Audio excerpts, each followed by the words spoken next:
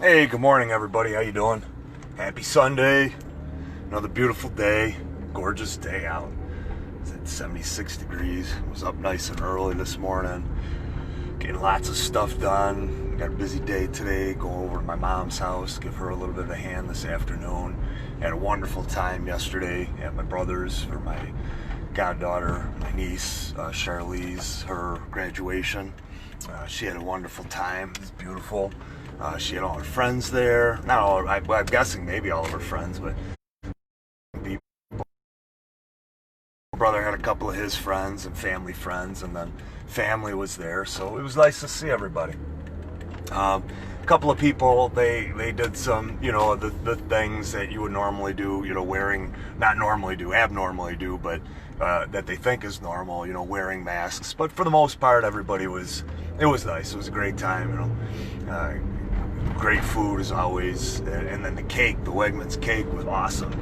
So, what else? Always playing football with my buddy Sean Kelly, so we were launching the ball, as far as we could and as hard as we could. And, Eric McBride, he came over and he was there too. So it was really nice getting to talk and catch up with everybody.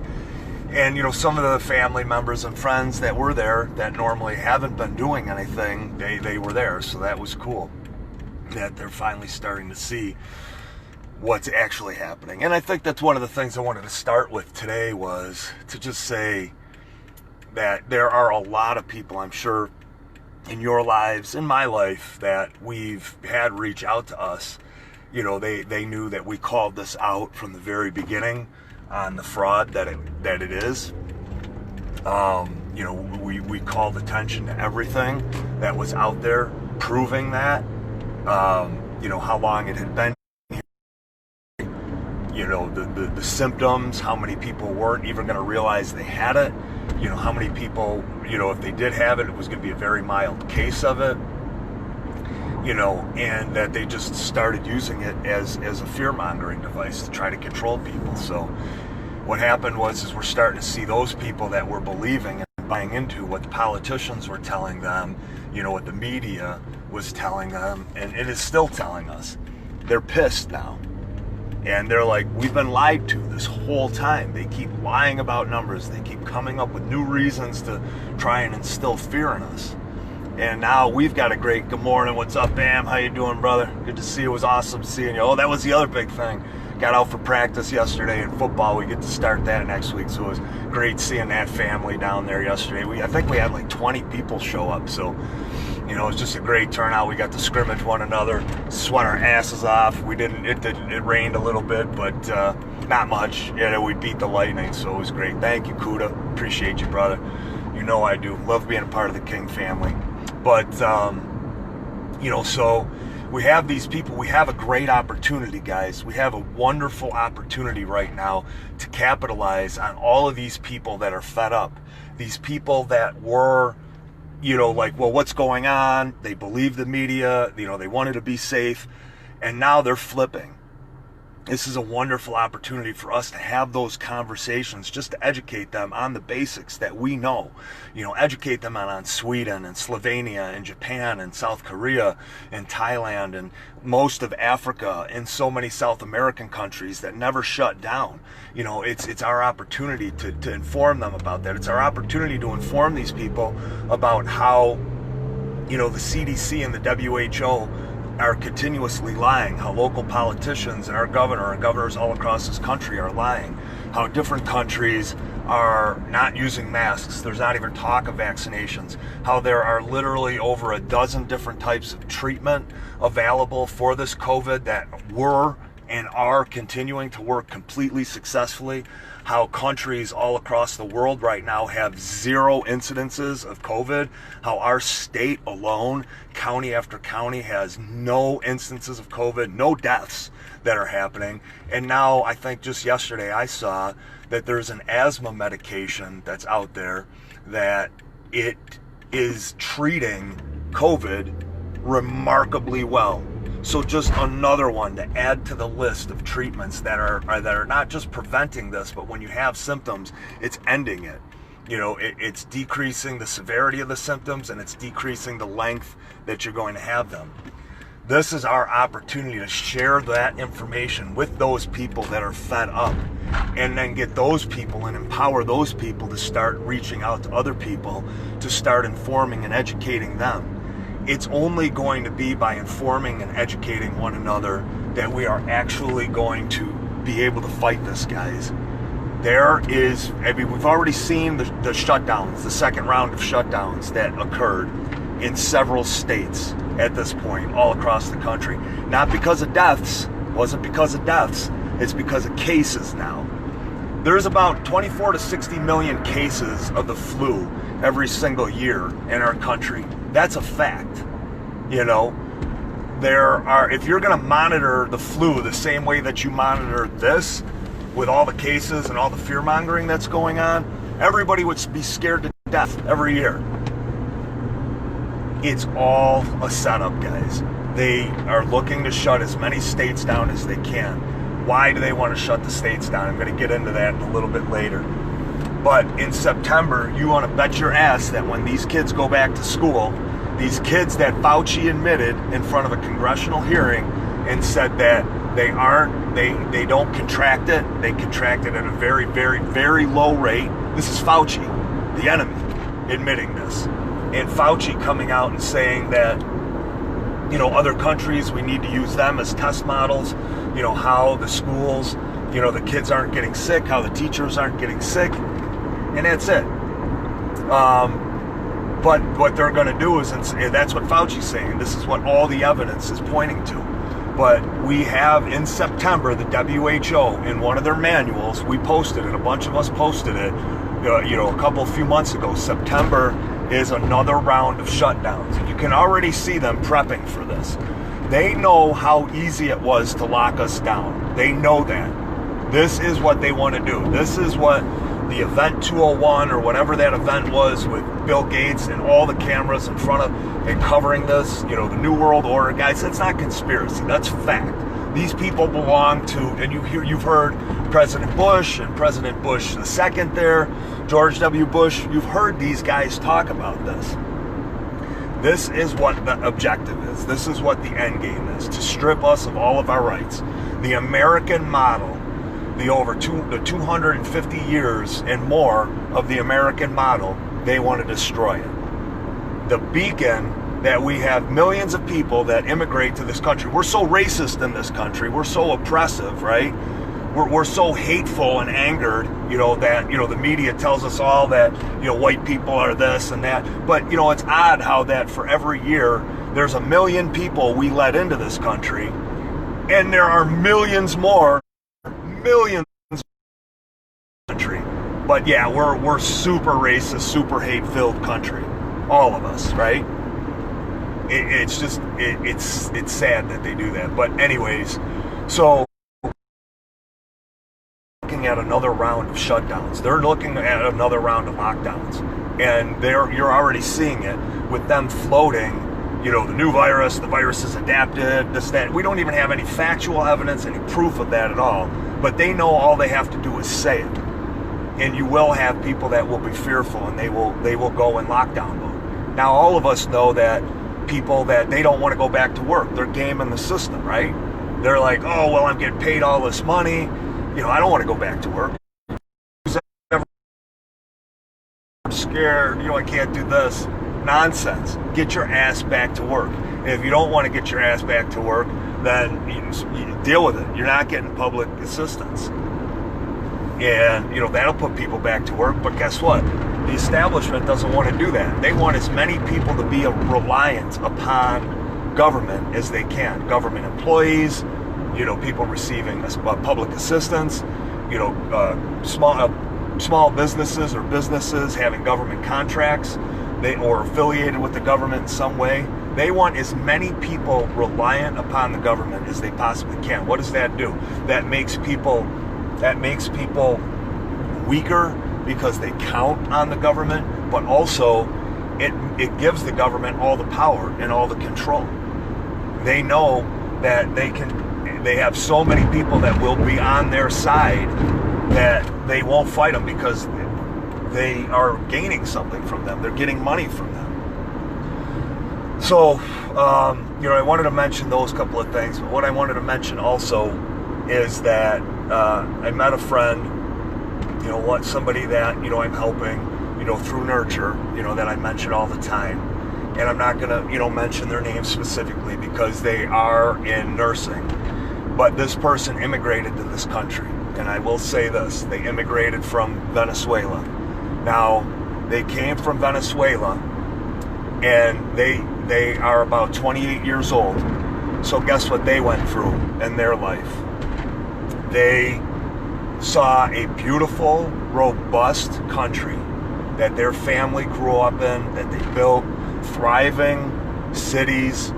They could go to the desert, they could go to the beach, they could go to a mountain, they could do all of this stuff in a day.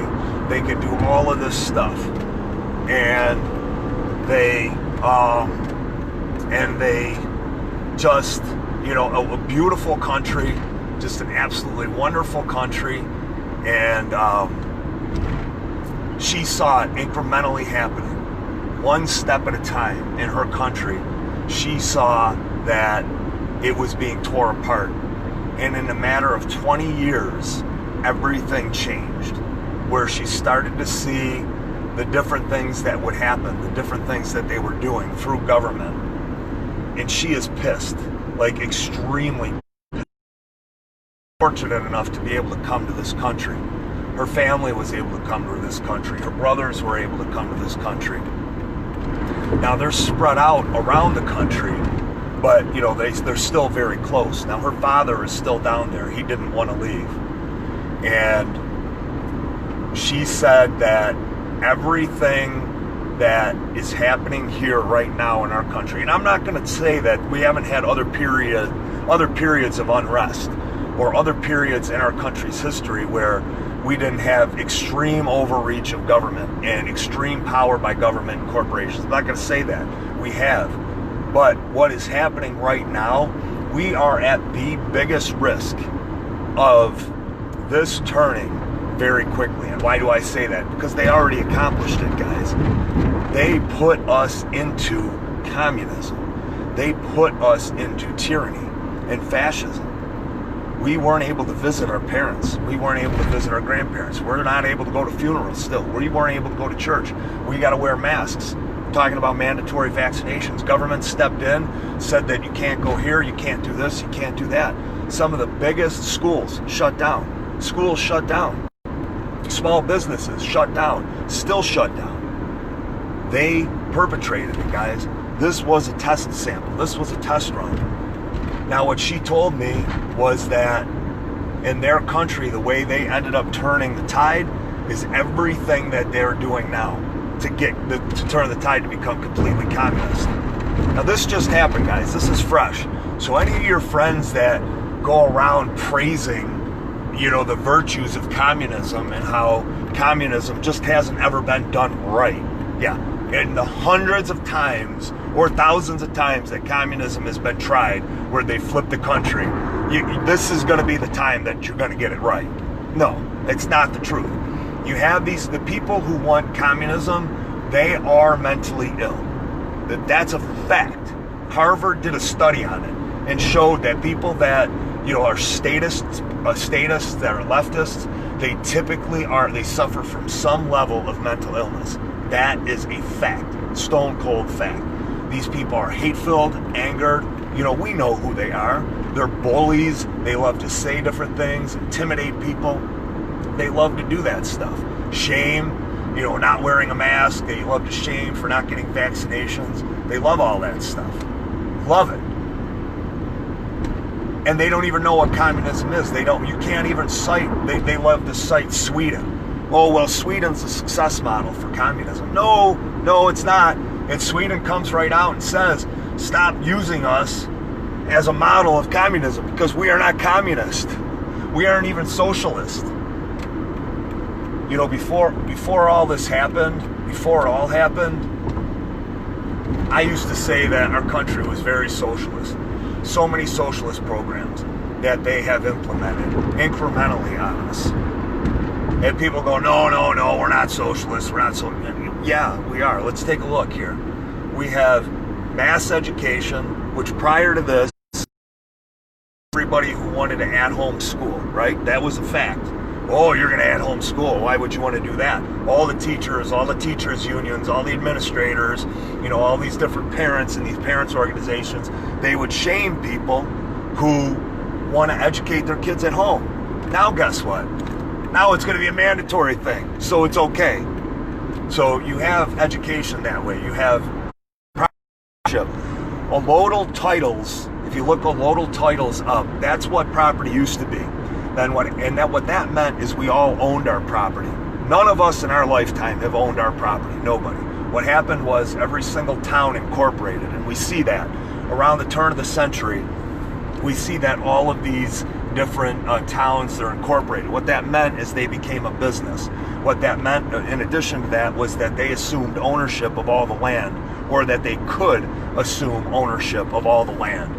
The titles that you own, the title that you have on your property now is not ownership of your property. It is a lease on your property. The property that you have is owned by the town, the corporation. That is who owns your property. So that was socialism. Then you had the DMV eliminating our right to travel, our guaranteed right to travel. We all have the right to commute by any means on any road, pathway, with any type of vehicle. That is a guarantee. The DMV moved in the 50s after they developed highways. They stripped that away from us. The taxes, our property tax burdens that we have right now. If you don't pay your property taxes, you will lose your home. That's socialism. The fact that we pay for services, that's what they tell us. We pay for services. We pay for the highway. We pay for the towns. Or we pay for the parks. That's what we're paying for. We're paying for the administrative services that are offered and provided. But if you own a $200,000 home, you're going to pay 4 times the amount of taxes as somebody that owns a $50,000 home. And that's not right. What that is called is socialism. Healthcare, it's the same thing. Jobs, Medicare and all that other stuff. Those are socialist policies. Now, are they good? Do they benefit society? Yes, they do. But what it does is it incrementally, rather than having individual responsibility, and then the private business sector being responsible, and us, our families being responsible to one another, we become reliant upon the government for handouts, whatever they are, whenever we need it. It'll be there, the safety net will be there. That's socialism. We saw here in Erie County, incrementally, the seizure of our rights by polling cars, having driving bans, massive driving bans, that we had in our lifetimes. No matter how bad the snow got, we never saw a driving ban that was enforced by police where you were going to be told you were going to be arrested. And polling cars did that. Our local law enforcement, they did that. They perpetrated that on us. That is socialism. Oh, well, Pete, it's for public safety. Wrong. If you go out, you're making a decision as an individual to go out and be responsible. If you get stuck in a snowbank, that sucks, right?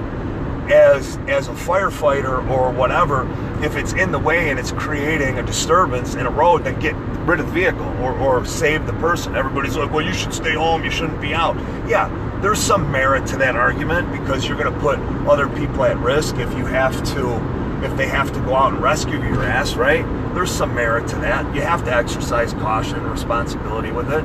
But it worked out pretty well for us without a single driving ban, massive driving ban, and people getting arrested for centuries. For as long as we had vehicles, 60 years, 70 years, never a driving ban. So they were incrementally putting those things in place. DWI checkpoints. That's what tyranny is. When you set up DWI checkpoints for the interest of public safety, that is another erosion. That is a socialist policy. So when you come to something like this, you've already conditioned people, you've already programmed them, indoctrinated them into buying into the plan. Government will take care of me. Government's got my back. They're going to pay me. I'm going to get paid.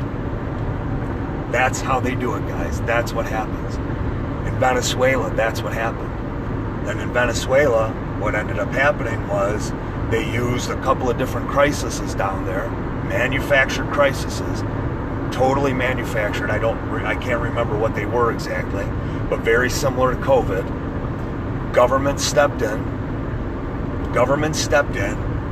and they took over everything. Private business was gone. Private business was out. Just, what does that sound like? Oh shit. Yeah, they just shut down every private business, didn't they? They centralized every business. The big corporations, they got to stay open. The big corporations were prepared. They were deemed essential, these businesses. They knew that if something like this was going to come, they stood to make massive profits. So you could have 300, 400 people in a store without masks, without special filters for AC or heaters for months, and they could be open without any issue. You know, nothing was going to happen to them. Nobody was going to do anything to them. But the small businesses had to stay shut down, and small businesses are still shut down. And they're afraid to go back, you know, to open up. So now, you know, you open up the businesses, but what happens? New York State makes it impossible for these businesses to function. Health departments coming out, they're instructing people on you, which, what does that sound like? Oh, well, shit, that's communist Russia. That's USSR. That's Nazi Germany. That's China. That's what people do in those countries. They tattle on one another. They tell. And what did you have? You had Governor Cuomo pulling cars, telling people to call people out, you know, call on their neighbors, call on group gatherings, and now they're telling people to call on had to been shut down and suffer their businesses, and then all of their employees and all the associated businesses, they had to shut down.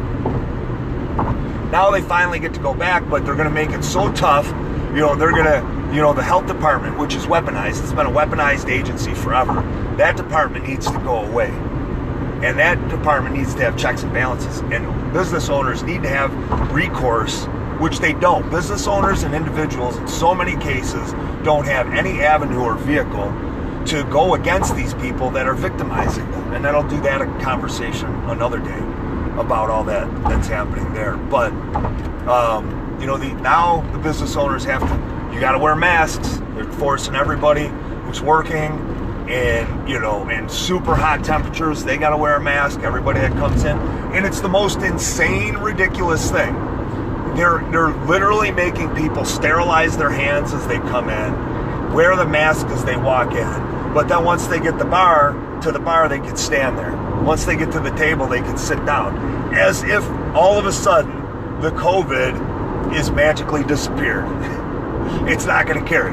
A mask that can't stop viruses, a piece of fabric or a shirt that can't stop viruses is all of a sudden going to magically stop it once you sit at the table or you go at the bar. So they're making it prohibitive for these business owners. So what happened in Venezuela? That was what I wanted to get to today. You know, and this woman is so proud of Trump. And this is like most immigrants in this country. Most immigrants in this country absolutely adore Trump. They love him. Why do they love him? They love him because he's strong. They love him that he is old school America, and the reason they came here. They hate seeing the socialist politicians that are out there. They can't stand it. They abhor it. It makes them sick to their stomach. Visceral hatred these immigrants have for these politicians that are socialists, because they ran from socialism. They left their countries to come to and provides freedom. I mean, the illusion and the perception, it's there and it's better than most countries. And they see how weak the country's got. They see how the educational system is. You know, they see how these inner cities are, and it makes them sad because they see that the same things that happen to their countries are happening here. And what she said was, in Venezuela, what they did is they created division. What does that sound like? Right now in our country, right? intimidating, fear, tattling on their neighbors. She said all that happened. All of it. They the media constantly.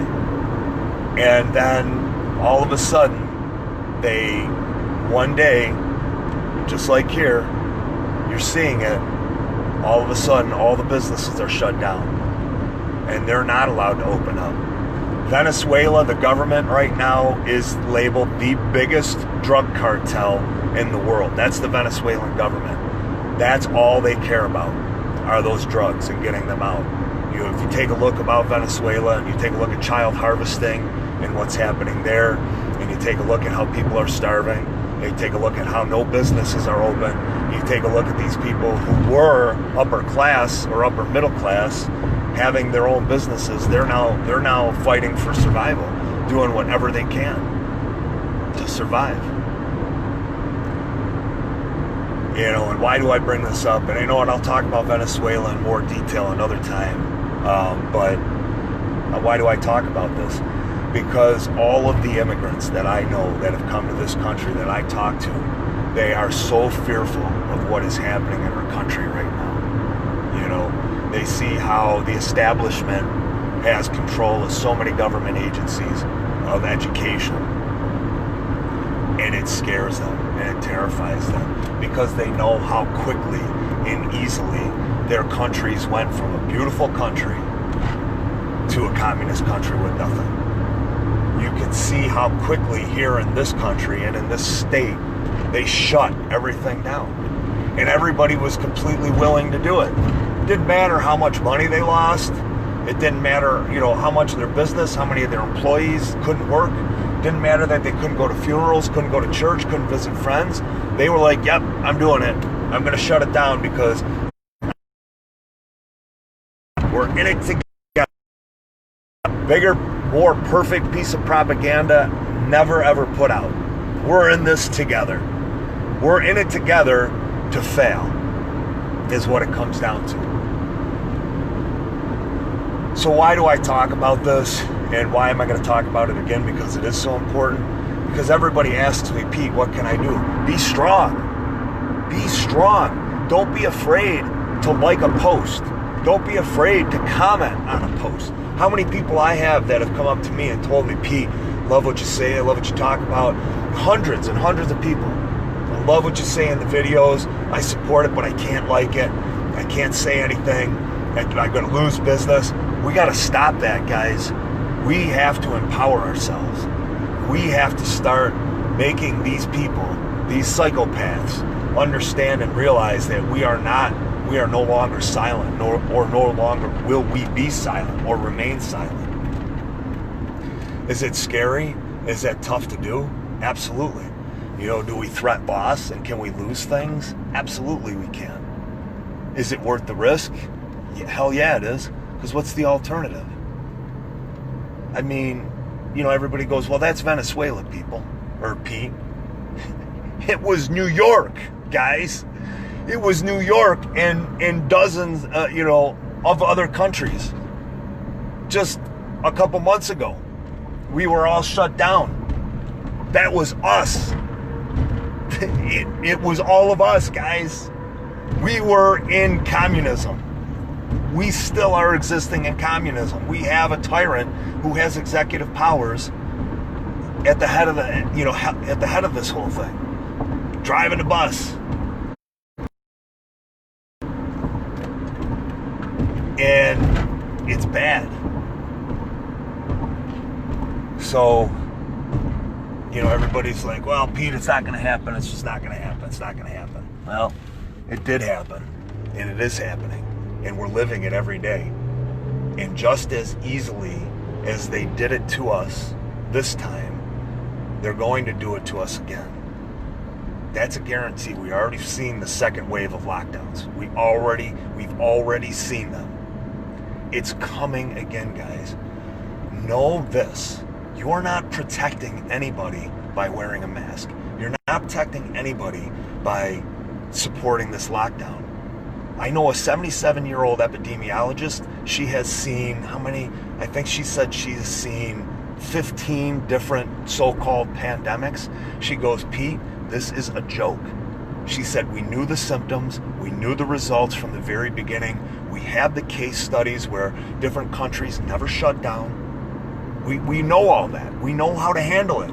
This is how we've handled every other pandemic. You put the at risk and you protect them, she said. That's what you do. I don't know, I'm going to trust this woman. She's pretty credentialed. She's teaching at UB. You know, she's been there. She's a pretty credentialed woman. Calls it a fraud, has called it a fraud from the very beginning, not really understanding what or why it's happening. If you support any of this, what you support is your friend's business just got locked down and shut down. Yelp said 41% of all businesses are saying they're never going to open up again that are on their page. 41% of all businesses. The people that are struggling with mental illness, the people that I help every day, that I need to talk to every day because they're saying, Pete, I just want to commit suicide. Those numbers, they're staggering. You know, you can talk to any crisis services individual suicide hotline and the numbers are off the charts, guys. And even law enforcement now. Law enforcement, they are at epidemic levels of suicide and quitting because of what's happening. Look this stuff up. Research it. You're not helping anybody by standing together and being one in a lockdown with a mythical virus. It's not mythical. It's there. It's absolutely there. But, you know, the harm, it's not killing anybody. When's the last time anybody in Erie County died? When's the last time anybody in upstate New York died? Or other countries? Look at the fact. Still want the lockdowns. Support the lockdowns in September. We have time at this point to say enough is enough. We've had enough people that believed this for a long time that are now fed up. They are fed up. They're like, it's lies. The numbers are lies. So like, I believed it. I did what I needed to do to support this at the very beginning. But now I see it's this way. But why don't they say anything? They don't say anything because they don't know who to turn to. They don't say anything because their job's at risk. They don't say anything because they saw somebody else get fired. They don't say anything because they're told they can't say anything. They don't say anything because they're worried about their family or their friends. If you're worried about saying anything to anybody about any of this stuff, guys, I've been blessed to meet so many people throughout this process now. Blessed that we do research. We have researched all of this stuff. I'm talking doctors, I'm talking epidemiologists, I'm talking, viral scientists, I'm talking lawyers, I'm people, business owners, business professionals. And we now have a group of people that can share this information. If you need a place to go to feel that support, you can come to my page, watch my page, see the people that are like-minded, join some of the groups that are out there. It's helping people immeasurably. It's educating us. And this way we're armed with actual real information, information that can be corroborated, 100% can be justified and verified. So I'm going to continue this tomorrow, with my live. I know it was a lot of information to go over, but it's important, guys. I met this woman from Venezuela, and I'm telling you, she was in tears, because she is seeing the same exact thing that happened to her country happening here. People go, no, it's not going to happen. It can't happen. It's impossible. It's just not going to happen. It happened, guys. And not only did it happen, but you supported it. And not only did you support it, but you were the ones that were shaming other people. Not you guys, but the people that believed it. Everybody's like, how did Nazi Germany happen? How did China happen? How did Stalin happen? You, the one that are tattling on people and buying into and shaming and intimidating and threatening and doing and buying into, it's got to be one, together we stand and strong and all this other stuff. Yeah, together is beautiful. I support that all the time. But when it's at the expense of others and shutting things down and ruining lives, in destroying and eviscerating freedom? No, that's not standing together. That's a lie. That's a lie to push a communist agenda. So, I really appreciate the time today, guys. I know it was a long one, but I am going to get into some more of Venezuela. I'm going to get some more information and facts on that. And then I'm going to get some more information about, the second round of shutdowns that are impending in September. And I'll get more information about what we can do as individuals, which groups we can join, how we can join these groups together, how we can support politicians and get these people out, how we can unweaponize these government agencies that are out there harming us on a daily basis. So, love you guys. Enjoy your day, and it was great talking with you.